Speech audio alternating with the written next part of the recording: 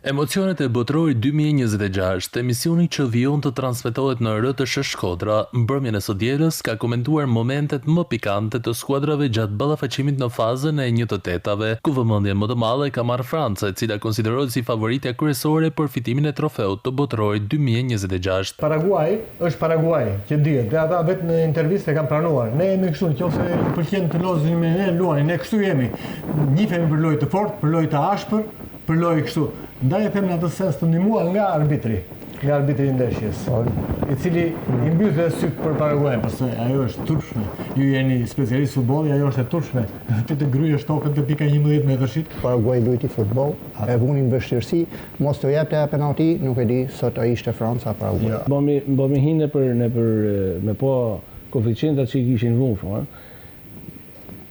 3 golçi për 3 gola sipër e kishte 1.4. Po ço të u bëm aty nuk ka basketboll, mos i shohë se shkon në tabelë që më bë kosh. Ajo futboll më janë të lujton futboll sot nuk ka.